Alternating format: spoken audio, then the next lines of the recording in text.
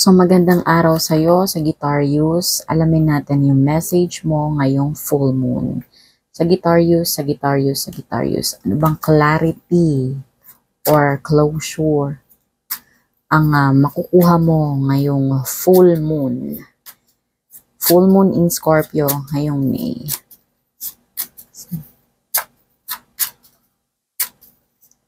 So energy is fluid ha. Pwedeng magbago yung sitwasyon. Depende yan sa iyong intention. No? Ito'y gabay lamang.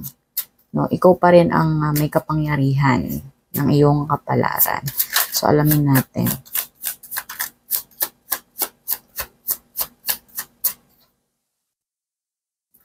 So, ngayon, Sagittarius is Six of Swords. Sinasabi dito ng Six of Swords na ngayong full moon is meron kang transition, no?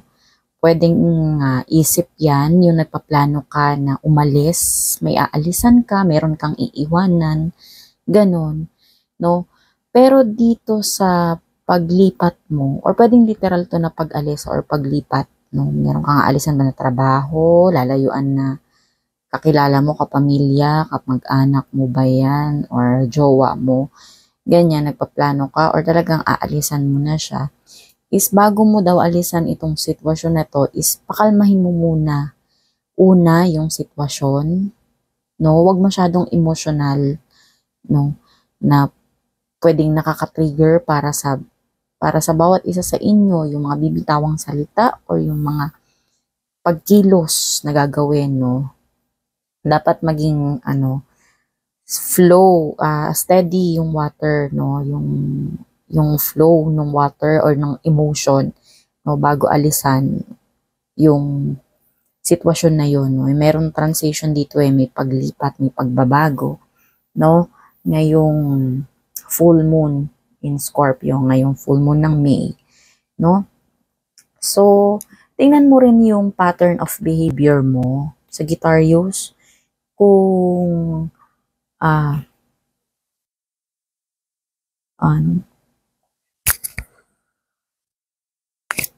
kung talagang nakakatulong ba to yung pinaplano mo tong paglipat, pag-alis, no?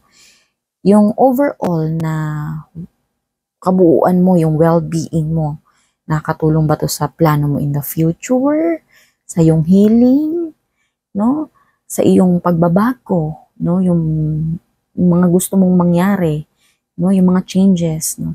So isipin mo yon, yung isipin mo rin hindi yung sitwasyon na yon or yung tao na yon, kung nakakabigat na ba siya sa iyo or hindi. Ikaw din is isipin mo din yung mga traits, no, na meron ka, no, para umalis ka doon sa isang bagay na yon, sa isang sitwasyon na yon, no, na kung siya ba yung sitwasyon na yon ang may imbalance lang o pagkukulang, or baka ikaw sa sarili mo is meron ka ring pagkukulang, no? Or merong hindi rin pagkakaunawaan, baka pwedeng iniisip mo lang to, ganon, since ito is air ailment, no? About society and conflict, ganon, no? So, ano naman yung sinasabi dito ng iyong kaluluwa, yung iyong soul message na yung full moon? Sandali, exempted yun ha, kasi tumalon pa.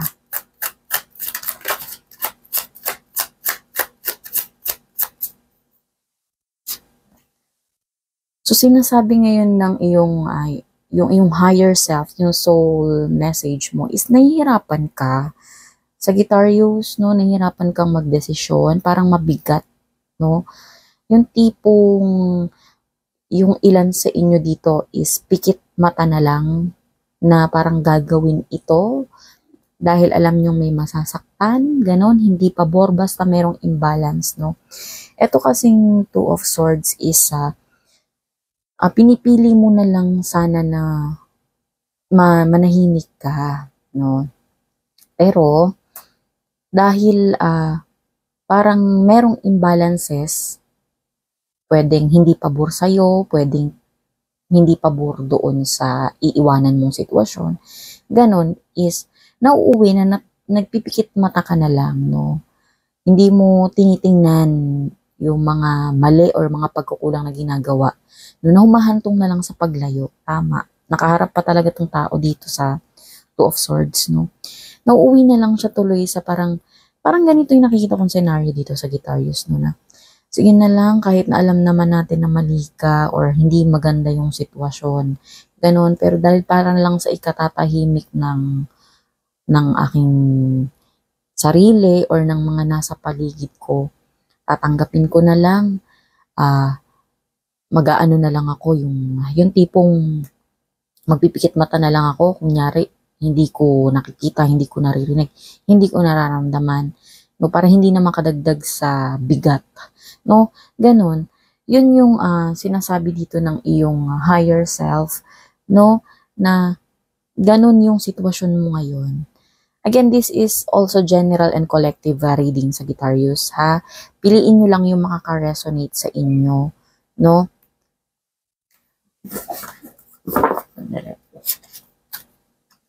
Saan ba ito nanggaling? Okay. Sandali.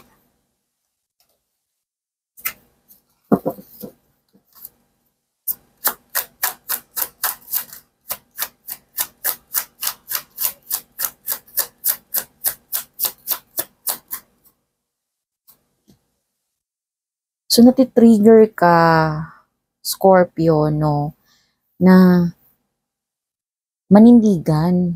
Natitrigger ka na pag pinaniwalaan mo yung sarili mo, meron ka kasing sariling paniniwala. Meron kang klaro sa'yo kung ano yung nakikita mo, klaro sa'yo kung ano yung ayaw mong maramdaman, ayaw mong o yung gusto mo, yung valid at yung invalid sa'yo. Klaro yun sa yung isip eh. Sagittarius pala, no? Sagittarius to na reading, ha? Klaro yun sa'yo, Sagittarius, no? Pero dahil, alam mo, may mali eh. So, para kaya kang, na naiipit doon sa sitwasyon na yun, no? Maybe sa kanila, yun doon sa sitwasyon na yun o sa mga taong nasa paligid mo is parang okay lang, no? Pero sa'yo kasi alam mo sa sarili mo confident ka na hindi, may mali may imbalance no? Na parang hindi tama yun Pero nga dahil pinipili mo na lang na magpikit mata or para maging peaceful, no? Yung sitwasyon is yun, no?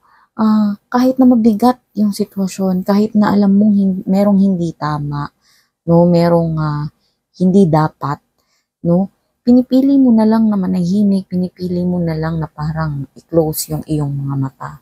Ganon, no? Doon ka natitrigger sa mga bagay na kilala mo yung sarili mo, no?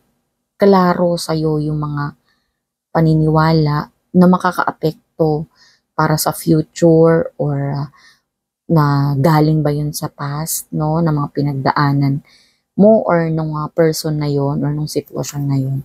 Ganon, Sagittarius.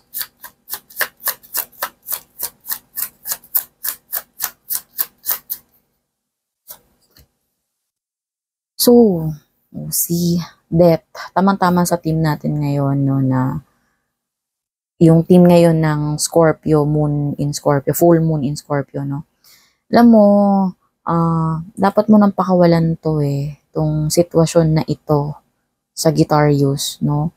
Kasi hindi ka makakapagsimula hanggat nandiyan pa yon yung burden, no? Kailangan mong matapos tong cycle na yun, end of cycle. Hindi kasi pwedeng meron kang dala-dala ngayon, no, na may magbubukas na opportunity pero nandyan pa yung bigat. Yung energy nung paninisi, energy ng alam mo yun, yung pwedeng resentment, yung medyo sama ng loob, ganun, no? Hindi kasi pwedeng dala-dala mo yan siya hanggang doon sa mga, yung doon ka makakapagpalaya no? Yung kailangan iwan mo na talaga, ganun, no? Ito yung sinasabi ng card sa'yo, Sagittarius.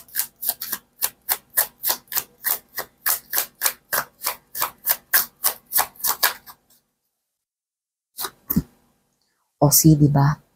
Nakaharap kay death card, the world. Nakaharap si death card kay the world. The world is achievement, may attainment ka or may completion, no? Kailangan matapos mo tong end of cycle. Kailangan mong matapos tong cycle na ito, no? Pakalmahin mo yung isip mo, yung sitwasyon, yung tingnan mo din, i-evaluate mo rin yung iyong sarili. Pero based dito sa Queen of Swords is kilala mo yung sarili mo no? Pero parang mabigat tong ano mo ngayon tong pinagdadaanan mo ngayon, Sagittarius, no? Kasi naiipit ka merong Two of Swords dito, hindi ka makapag-desisyon, no? Sa kabila ng alam mo, kilala mo yung sarili mo, alam mo yung katotohanan, gano'n, no? Gusto mo lang maging fair, no? Pero,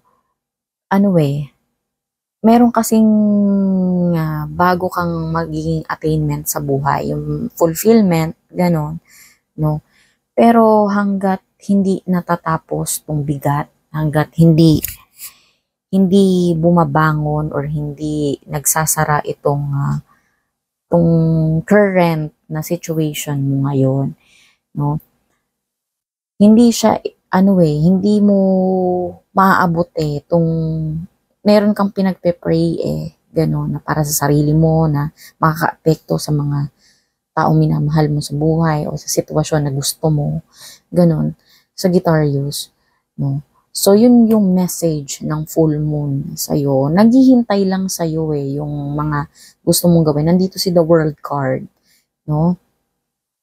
And by the way, this is also a timeless reading na kung kailan mo napanood ang video na ito is doon pa makaresonate sa'yo. Hindi lang dahil full moon ngayon, no?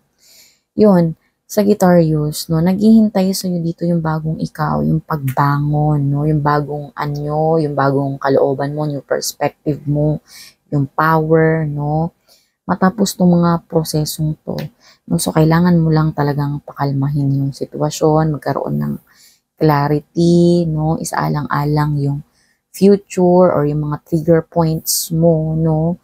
Minsan ganun kasi natitrigger lang tayo dahil sa kilala natin yung sarili natin, ganun. Or sobrang kilala mo yung sarili mo, no? Pero dapat pakalmahin mo din yung iyong sitwasyon.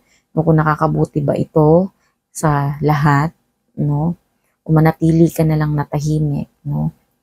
So, yun. Abangan mo na lang yung next reading mo, no? Kung makaka-resonate ka doon sa energy na yon, no? So, sa ngayon, ito pa yung message sa'yo ng full moon. So, ikaw pa rin may hawak ng iyong kapalaran. Sagittarius, ito yung isang gabay lamang. So, salamat sa panonood and ingat lagi. Bye!